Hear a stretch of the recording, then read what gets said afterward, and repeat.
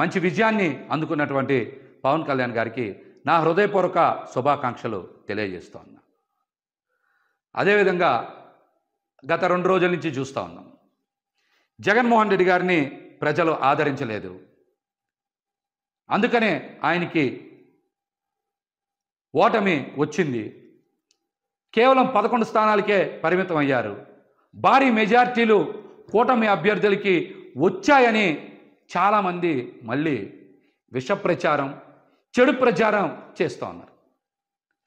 ఇందులో వాస్తవం లేదు.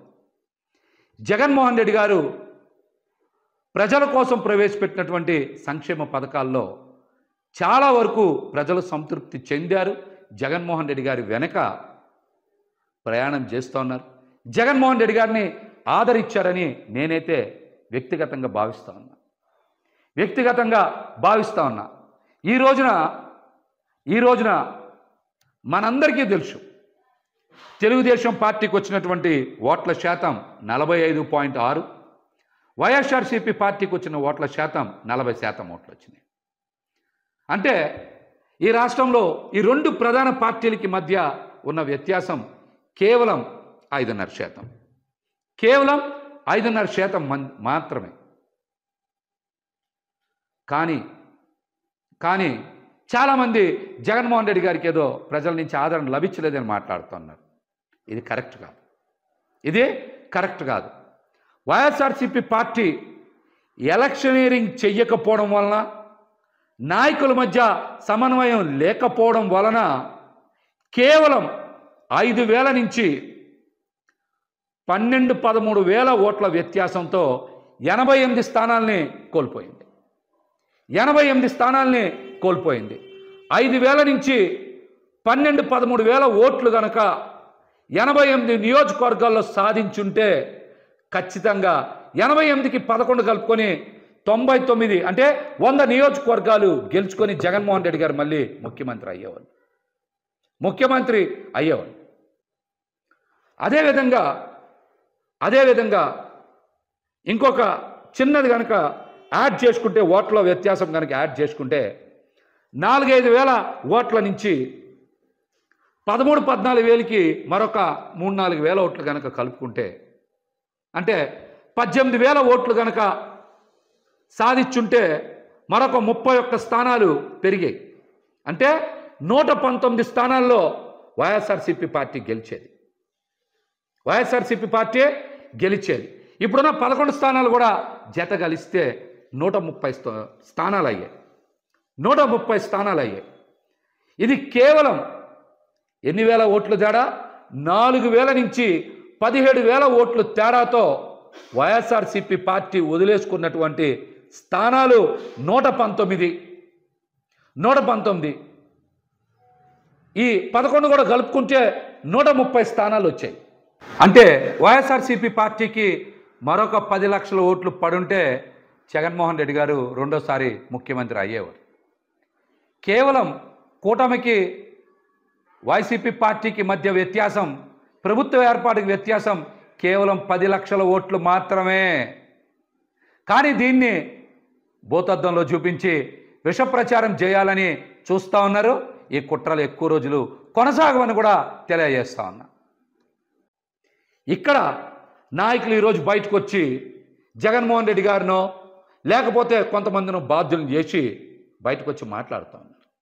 ఇది సందర్భం కాదు. ఓటమి చెంది నిరాశలో ఉన్నటువంటి కేడర్కి, అదేవిధంగా మరొక మారు ముఖ్యమంత్రి అవుతారని ఆశించినటువంటి ప్రజలకి అండగా నిలవాల్సినటువంటి తరుణం. నాయకులు ఈ విషయాన్ని గ్రహించాలి. కార్యకర్తలకి, ప్రజలకి అండగా నిలవాలి.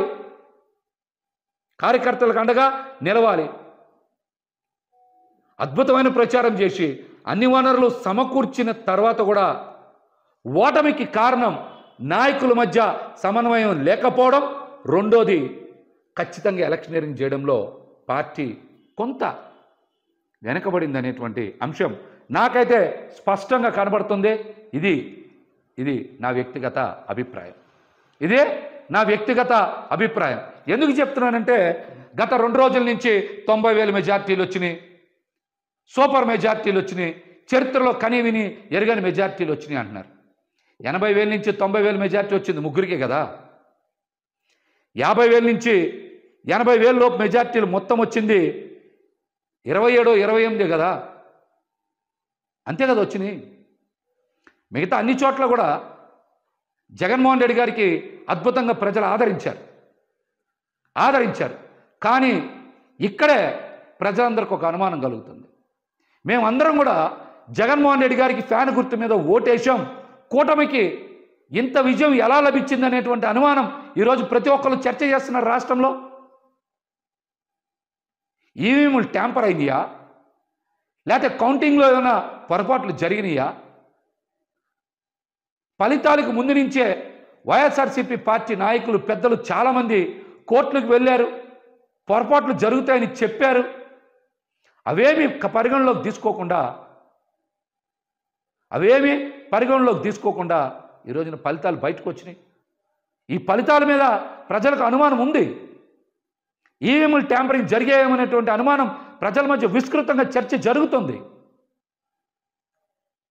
కొన్ని చోట్ల మనం చూసాం, ఒక్కొక్క ఈవీఎం మిషన్లు లెక్క పెట్టలేదంటే ఇందాక నేను చెప్పే కదా, 4-5 చోట్ల 4-5 ఈవీఎం మిషన్లు కనుక సరిగ్గా లెక్కింపు చేయకపోతే 4,000 ఓట్లు 5,000 ఓట్లు పోతే దగ్గర 19 స్థానాలు పోతాయి.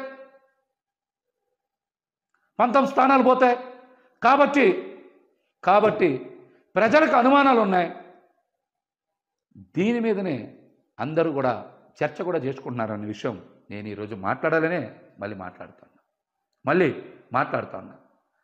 జగన్మోహన్ రెడ్డి గారు పేద సామాన్య వర్గాలు ఖచ్చితంగా వారి జీవన ప్రమాణాలు పెరగాలని దేశ చరిత్రలో ఎవరు ప్రవేశపెట్టినటువంటి కొత్త పథకాలు ప్రవేశపెట్టారు.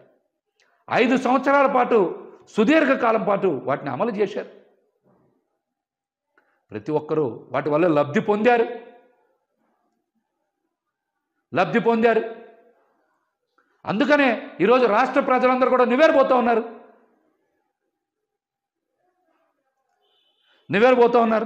ఒక్క జగన్మోహన్ రెడ్డి గారిని ఎదుర్కోవడానికి 6 పార్టీలు పోటీ చేసినాయని ప్రజలందరూ కూడా చర్చ చేసుకుంటున్నారు. ప్రజారంజకంగా ఉంటుందా, లేకపోతే పెట్టుబడిదారులకు మాత్రమే అనుకూలంగా ఉంటుందా, ఎవరికి అనుకూలంగా ఉంటుందనేది ఈ రాష్ట్ర ప్రజలందరూ కూడా చాలా తొందరగా తెలుసుకుంటారు.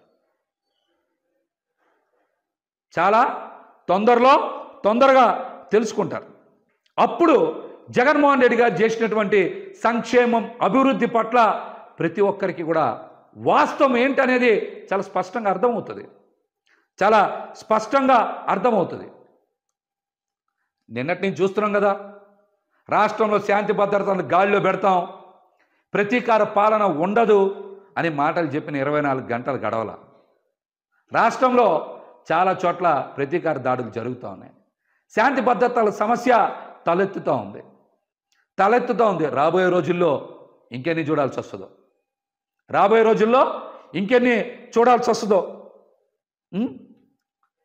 ప్రతి ఒక్కరికి కూడా అధికార పీఠం మీద కూర్చోలేని ఆశ ఉంటుంది. ఆ ఆశ ఉన్నప్పుడు కూటమి బీటలు ఖచ్చితంగా వారుతుంది. కూటమి కలిసి ఉన్నప్పుడు కూడా జగన్మోహన్ రెడ్డి గారు చాలా అద్భుతంగా సమర్థవంతంగా ఎదుర్కొన్నారు.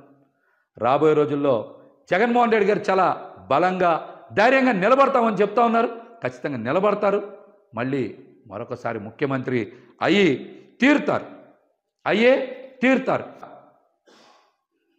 ఖచ్చితంగా పెంచాయి. కానీ పేదపడాన్ని అభివృద్ధి అంటారు. కానీ రియల్ ఎస్టేట్ వ్యాపారం జరిగితేనో, లేకపోతే కొంతమంది పెట్టుబడిదారులకి అవకాశాలు వస్తేనో, పెద్ద బిల్డింగ్లు ఉంటేనో దాన్ని అభివృద్ధి అంటారు అనేటువంటి వాస్తవాన్ని ప్రజలు అతి తొందరలోనే గ్రహిస్తారు, తెలుసుకుంటారు.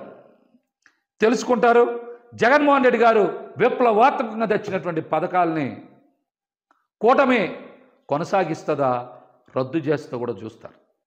వాటిలో ప్రధానంగా మరి చిన్న జిల్లాల ఏర్పాటు, సచివాలయాల వ్యవస్థ, అమ్మ ఒడి, రైతు భరోసా కేంద్రాలు, అదేవిధంగా వాలంటరీ వ్యవస్థ, ఇంగ్లీష్ మీడియం విద్య, వీటితో పాటు సెంటు భూమి, అమరావతిలో ఇళ్ల పట్టాలు ఇవన్నీ కొనసాగిస్తారా, రద్దు చేస్తారో చూద్దాం. ఖచ్చితంగా మనం కూడా ఆశిద్దాం. కూటమి ప్రభుత్వం మంచి పాలన అందిస్తుంది, మంచి చేస్తున్న